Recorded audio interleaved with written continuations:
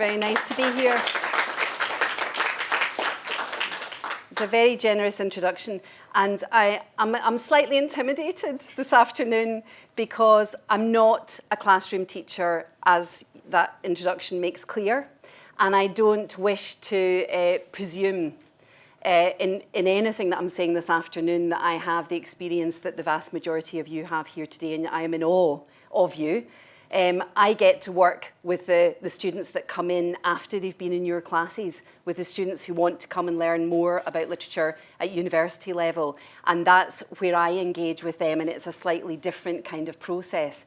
But I hope what I'm going to do today is share a little bit of my understanding, some of the knowledge that I've kind of accumulated around the area of the Scottish Ballads. I want to open some doors. I want to suggest some things.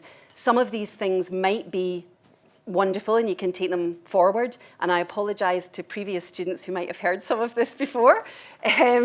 But some of the things I'm saying are really for your information and your knowledge. If they can light a spark somewhere to take something forward in the classroom, then I'll be very happy indeed. Okay, but some of it you might think, oh, I can't do that with our kids at school, and that's totally legitimate. I wanted to thank Ronnie, Dr. Ronnie, for the kind invitation to come and speak this afternoon. I'm really pleased to be here. So, oh, that's not a very good start, is it? Oh no, it's definitely not a good start. That was working earlier, so let me just try that again. I've had a bit of a problem with my plonker, my doofer this week, which I think might be on its very last legs. Oh, there we go. So it's a wee bit temperamental. What is a ballad? Well, Kurt Wittig, in his famous 1958 big sort of panoramic study of Scottish literature, tradition of Scottish literature, quoted a guy called Gordon Hall Gerald, whose key text, The Ballad of Tradition, appeared in 1932. And this is what Gerald said. A ballad is a folk song that tells a story with stress on the crucial situation. It tells it by letting the action unfold itself in event and speech. And it tells it objectively with little comment or intrusion of personal bias. Okay? So you might want to just look at that for a second. A song that tells a story, there's a crucial situation, there's action, there's events, there's speech, and there's a little bit of objectivity. So let's see how that might work.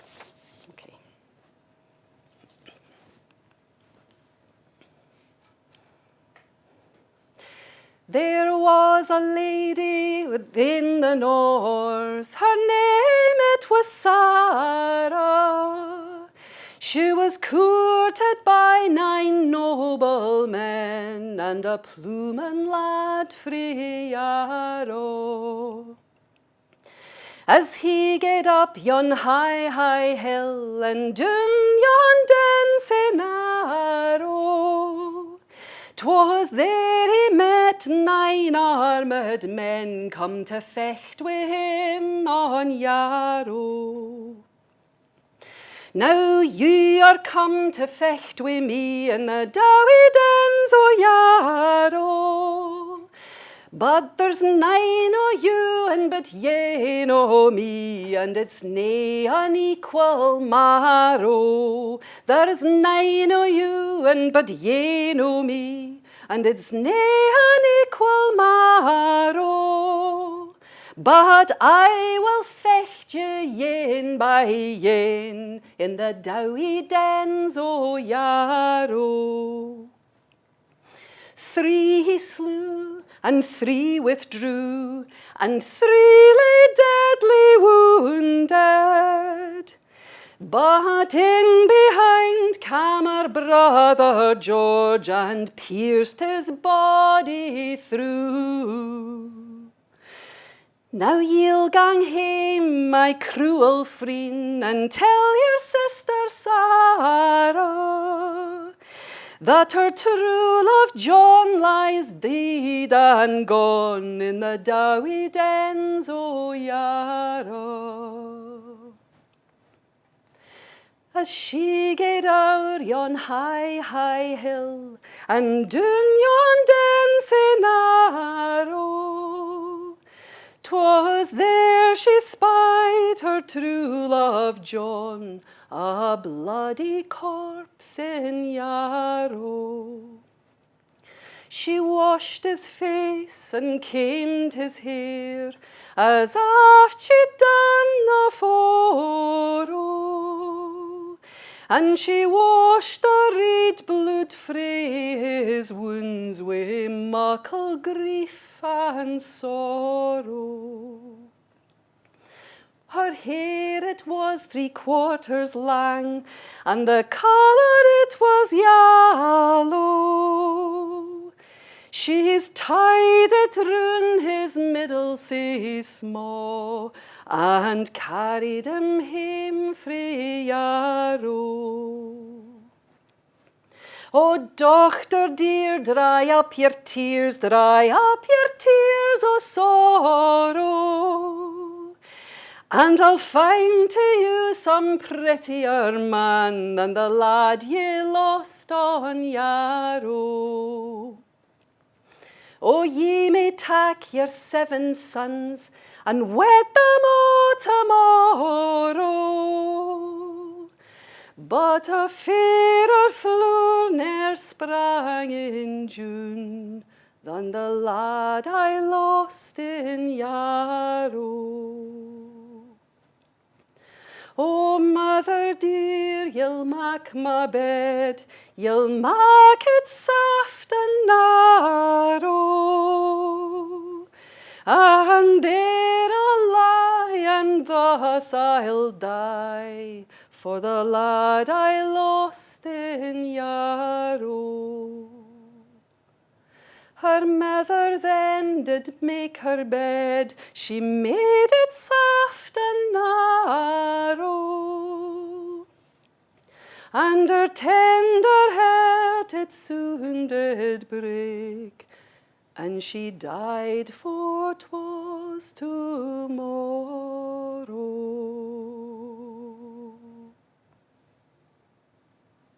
Okay, so bit of a gloomy.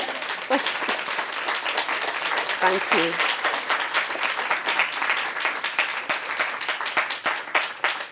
Thanks. A wee bit of a gloomy start to the afternoon. Actually, it's probably quite a good day for it, really.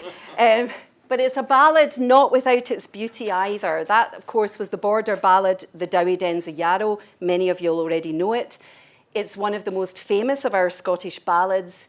It's a ballad that's got love and death. There's landscape and colour. There's riding and fighting. There's mothers and fathers and sons and daughters, and there's a bed, soft and narrow. And these things appear in lots of Scottish ballads. And as we shall see, they're not always easy to handle, ballads. In fact, the great ballad scholar David Buchan has a really good phrase for it. Ballads are awkward things.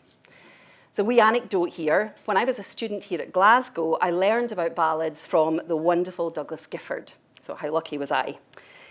I didn't realise that I had heard some of these being sung at home, because you don't necessarily think of these things when you're a child or a teenager.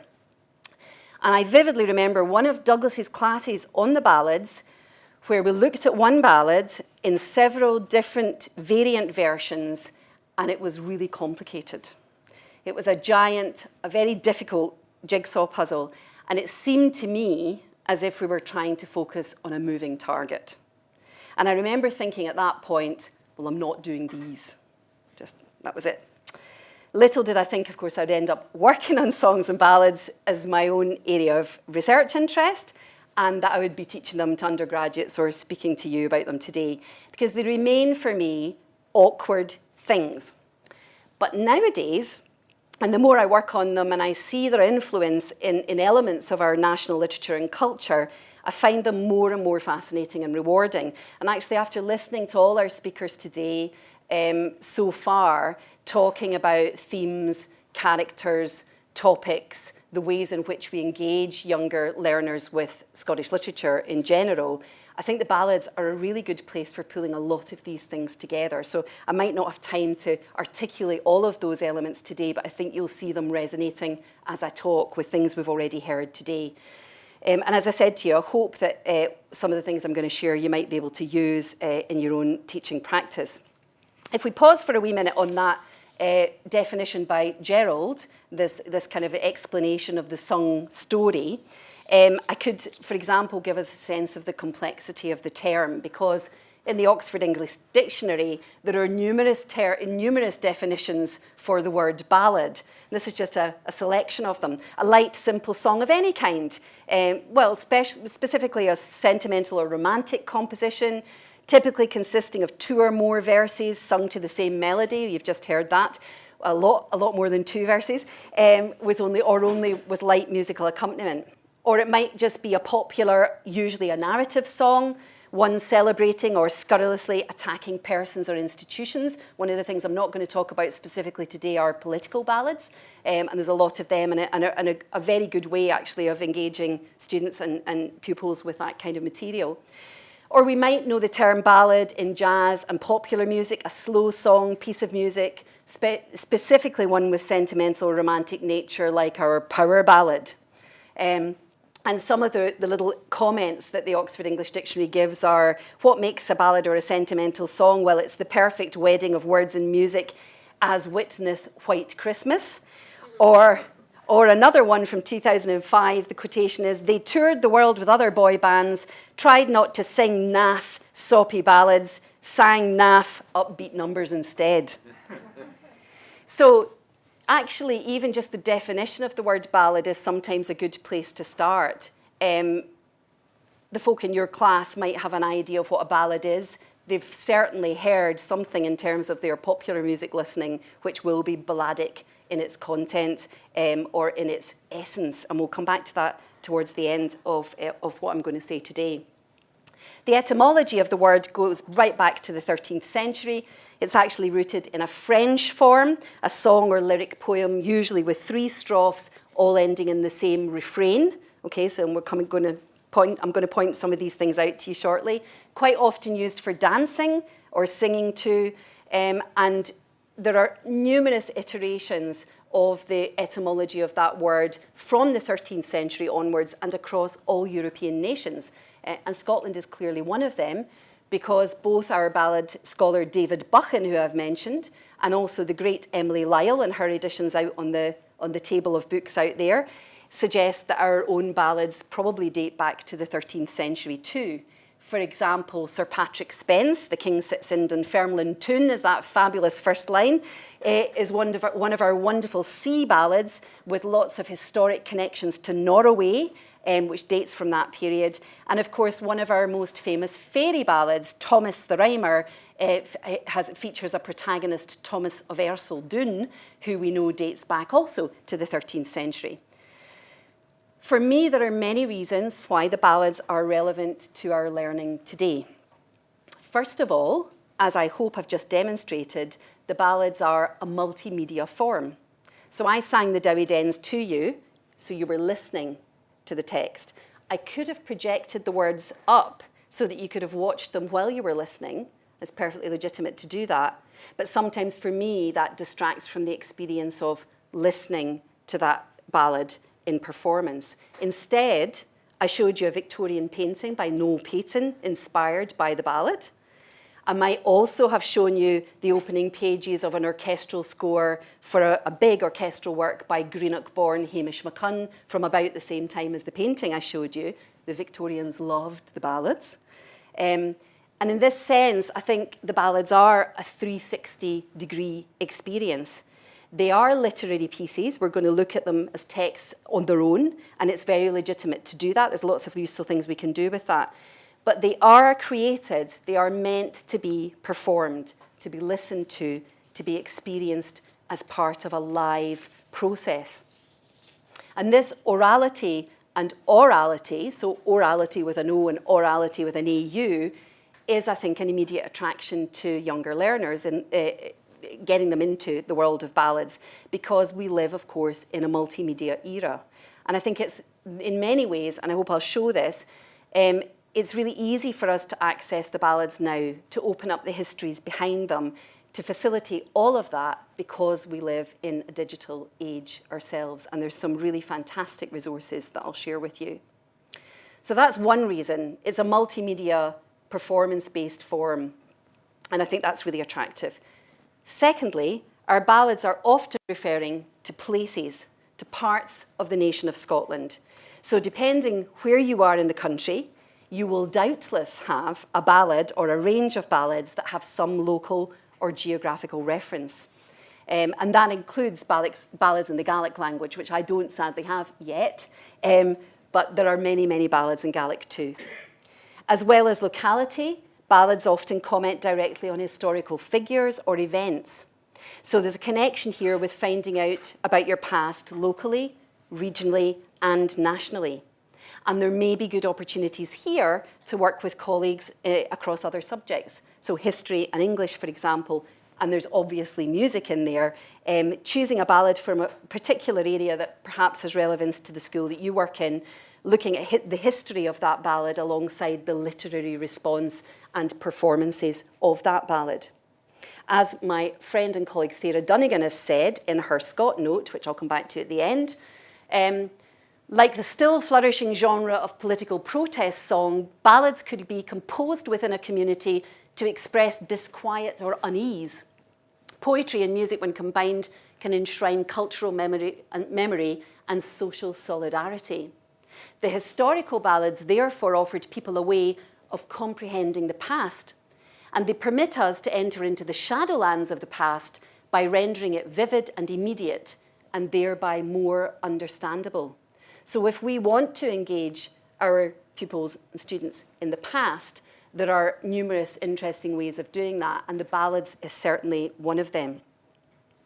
And thirdly, that's the one I was supposed to be on. And thirdly, they consider, they present, and they reflect on human experience in a multitude of ways.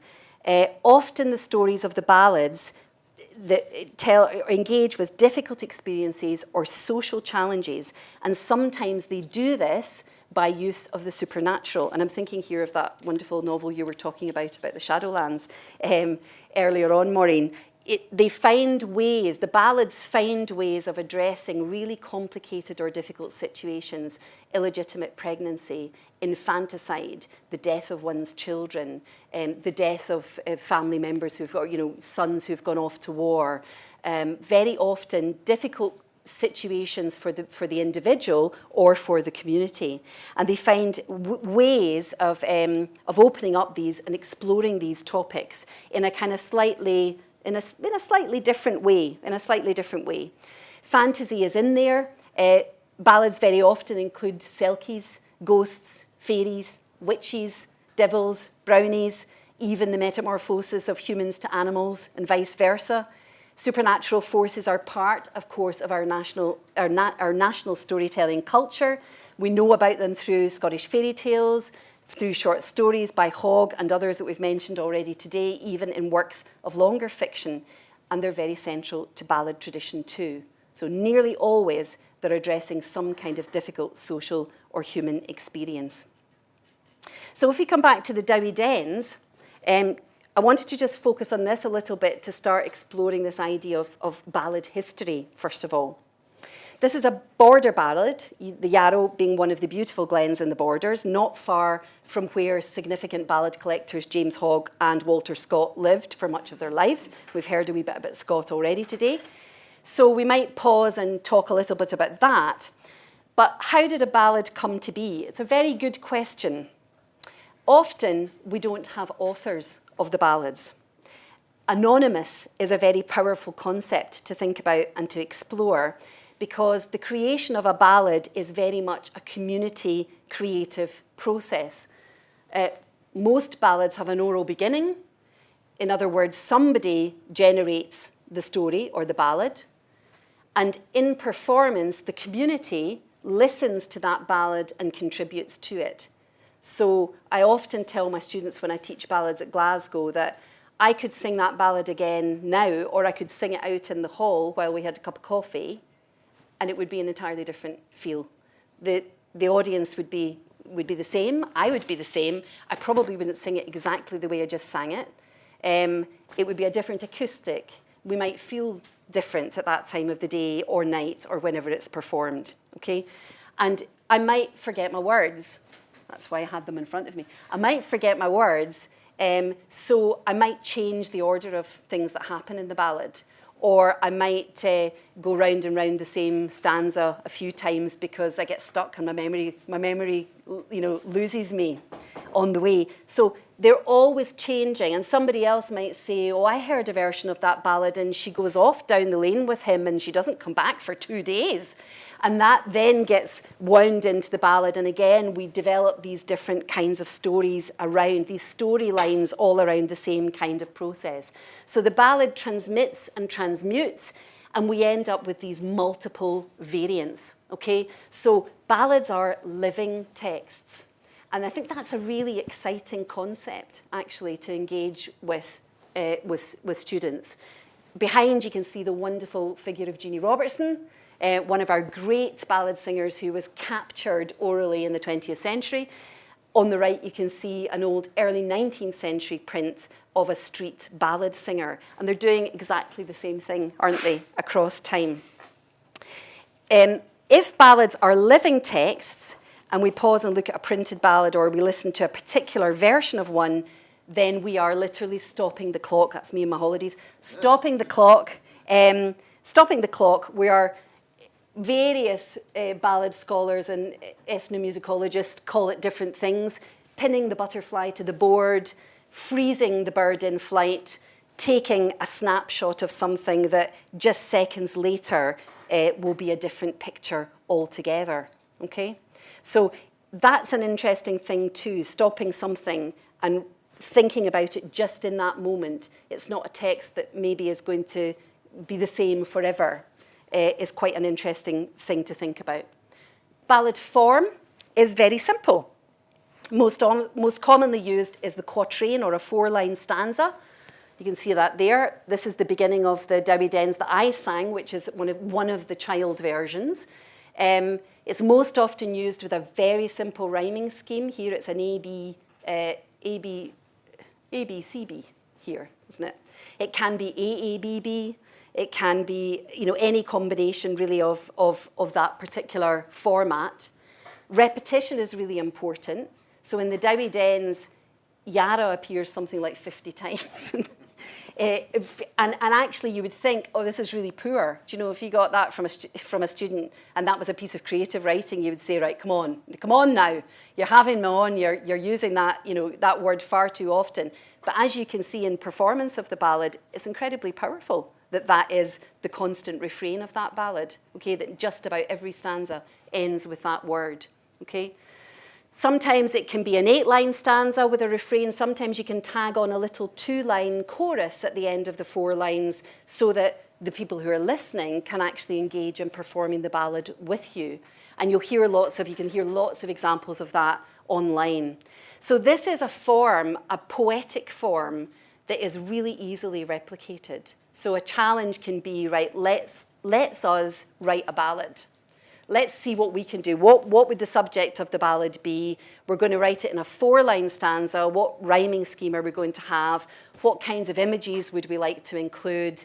We can play here with similes and metaphors and all those things that you're banging your heads with, trying to get students to engage with or to understand these literary concepts.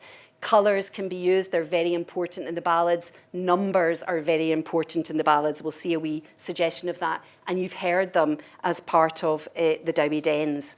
Okay? So there is definitely a creative task in there. You might have somebody in the class who's a bit of a singer, regards themselves as a bit of a singer and might take a lead on singing something or creating a tune or choosing a tune that you could maybe work with. You can clearly see here that this is one version of the ballad, and I wanted to follow through and show you how the ballad transforms even just in our printed culture. Okay, so we'll come to the performance of this ballad shortly. Dating is really hard to do. This is, on this slide, this is the version of the Dowie Dens, and I'm aware it's not great to see. Okay, it's a very grainy image. This is the Dowie Dens as it appears in Walter Scott's 1803 Minstrelsy of the Scottish Border, one of the first major collections of ballads in Scotland. okay? And you can see it doesn't start the same way as the ballad I sang. Late a teen, drinking the wine, and ere they paid the lawn in, they set a combat them between to fight it in the dawning. So it's looking at the battle, the fight with the nine courtiers and our hero, that actually I go straight into the ballad I sang went straight into that moment in the action, okay? But you'll see later on, it's page 75, page 77, you'll see at the top, 4 is hurt and 5 is slain on the bloody braes o' Yarrow, till that stubborn knight came him behind and ran his body thorough.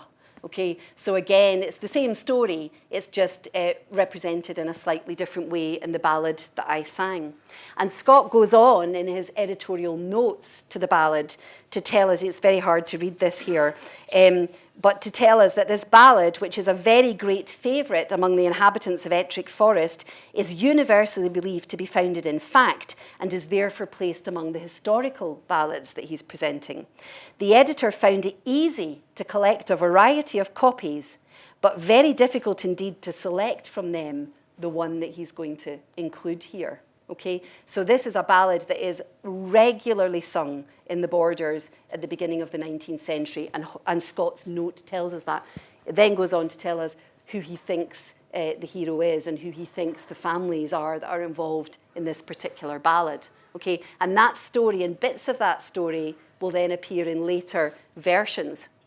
So we could swap then to later in the 19th century, when American folklorist Francis James Child, and we should all bow our heads when we speak of the ballads, when we do Child, we stop for a moment.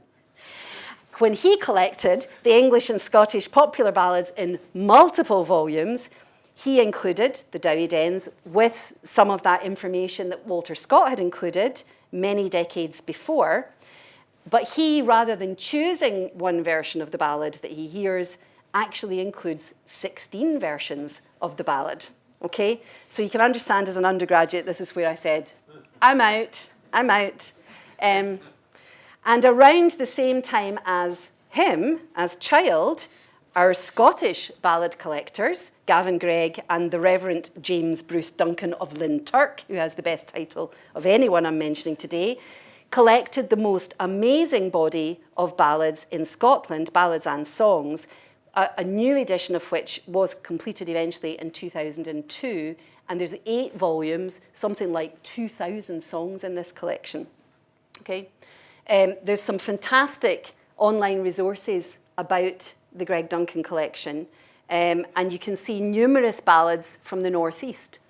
You can even click on them to find out which ones are around. So if you're in that part of the nation and you're looking for something to tackle with your class in terms of ballads, there's bound to be something there. And of course, in the Northeast, the tradition of bothy ballads, which can be a wee bit rough and ready and might not be totally appropriate. It's up to you to decide. You can certainly find a lot of them there. So they include versions of the Dowie Dens, which clearly was sung at the same time as Child is collecting them. And later in the 1950s, other versions were recorded by this man here, Hamish Henderson, who left behind really one of the richest, I mean, one of the greatest gifts to our nation that anybody can have left. All of these folk are making significant cultural contributions to Scotland by collecting this material and making it available. And in their own time, they're making it available in the media that is the media for them. So by the time we get to Hamish Henderson, you can see him with his recording kit. Prior to him, some recordings would have been on wax cylinder, but Hamish was where we're getting towards, you know, decent tech by the time we get to the 1950s. And basically, his collection gathers a whole load of traditional singers, travellers, traditional singers who are performing these songs as they have been handed down from generation to generation. So many of the recordings of artists that or singers, I mean, I think they're artists, but singers that Hamish Henderson heard are people who would not have learnt these ballads like me from a printed text. They would have learnt them orally from generation to generation. The really exciting things nowadays is that a lot of those recordings are available to us online through this amazing resource. Tober an Dulches or the Kist of Riches. And this has fantastic, I don't know if anybody knows, does anybody already know this resource and has used it in teaching? Yeah, great. So there's some of you have already used it. This is amazing because you hear the ballads from the horse's mouth, okay?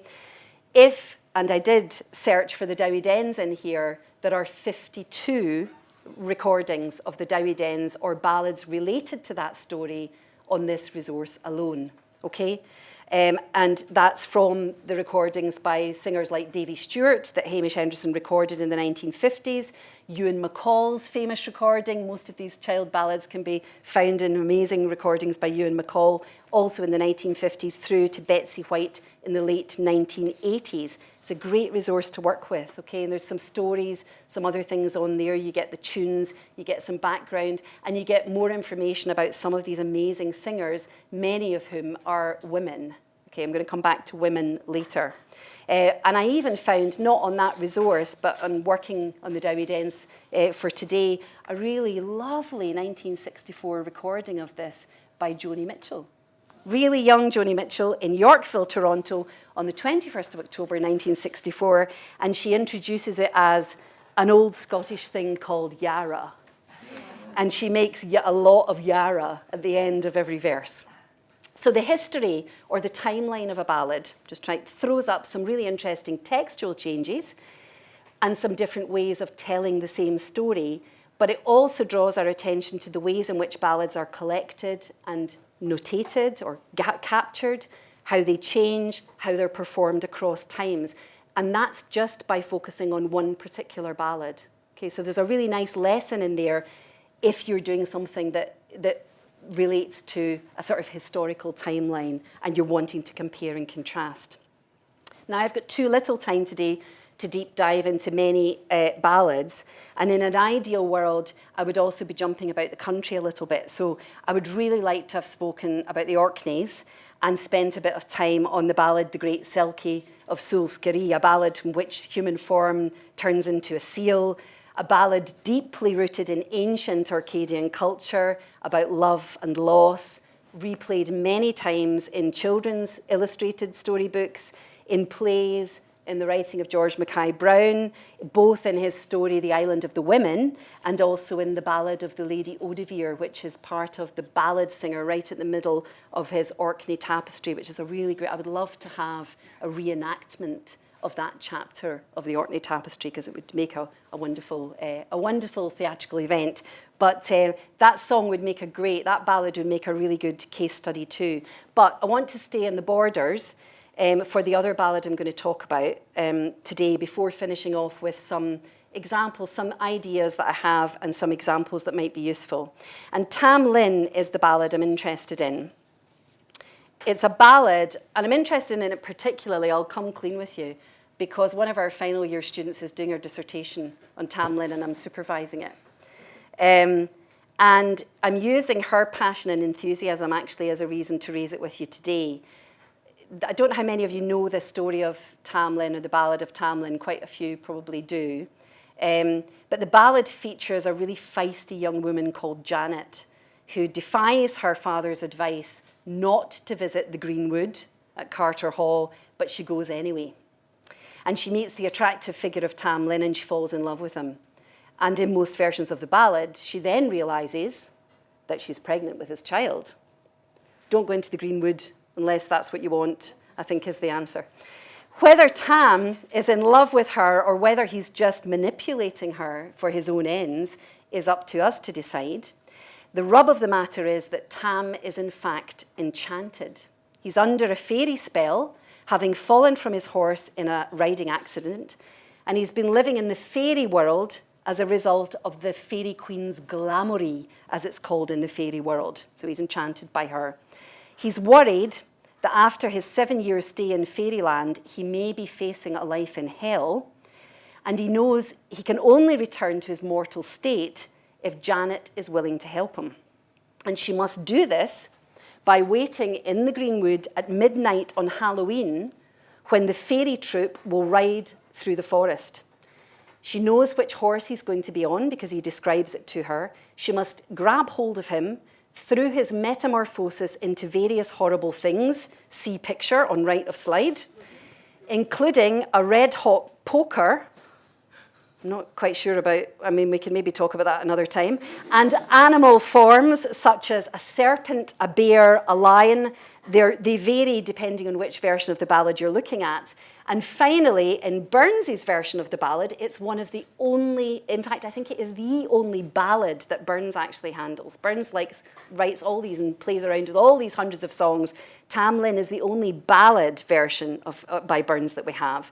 But when he gets to the end of the ballad, he turns to Iron, and she has to throw him in the water in order to turn him back into the mortal Tam. She will then cover him in a green coat. Green is very important as a colour in this ballad, okay, a colour of fertility as well. She will cover him in a green coat, and he will triumph, become mortal, and she will gain the father of her son, of her child, rather. Oh, I'm being presumptuous there. I don't know what it is she has. So it's a child.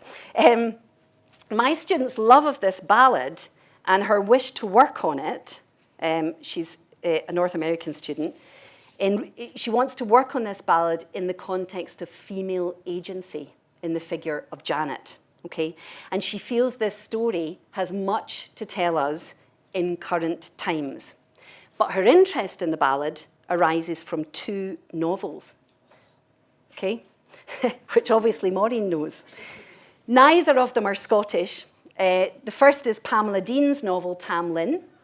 And in this version, Janet is a college student, and Carter Hall is a university where her father teaches. Thomas Lane is the love interest, and the book is set in the early 1970s. The other, Fire and Hemlock, is by the well-known British children's author Diana Wynne Jones. And her story tells, or her version of Tamlin tells the story of Polly Whitaker and her relationship with Thomas Lynn, heavily influenced by Wynne Jones's own readings of both Tamlin and the other fairy border ballad I was telling you about, Thomas the Rhymer. Wynne Jones weaves a tale of a close relationship between Polly and Thomas, and lots of sinister and inexplicable events that take place due to Thomas's connection with another strange girl called Laurel. Polly's home life is pretty horrible. The story takes place over several years, during which she realises that she really is in love with Thomas. But in the end, it's Polly's own discovery of these two extant Scottish ballads of Tamlin and Thomas the Rhymer that brings her to the point of realising that Laurel is in fact the queen of the fairies with whom Thomas has entered into a pact. She manages consequently to outwit Laurel, and there's a happy ending to the novel. So I'm interested to follow my students' research and to see where her further and deeper study of Tamlin will lead her. But it's a ballad, like the Dowie Dens and many others, that has had lots of impact in other areas of our culture. There's currently a Kelpies illustrated tale for younger readers on Tamlin. And of course, there's Liz Lochhead's wonderful poem, Tamlin, from her 1981 collection, Grimm Sisters, which is a real modern take on the situation that Janet finds herself in. This brings me on to the last bit. Women's role as carriers of traditional ballads is notable, from early contributors like Anna Brown or Anna Gordon, who helped Walter Scott, or James Hogg's mother, Margaret Laidlaw, who also sang ballads for Scott to write down. Women are persistent, if often in the background, to these male collectors and editors of ballads like I've mentioned today. But there are some contemporary balladeers that I want to end with, and it's notable here that women are very much part of this moment.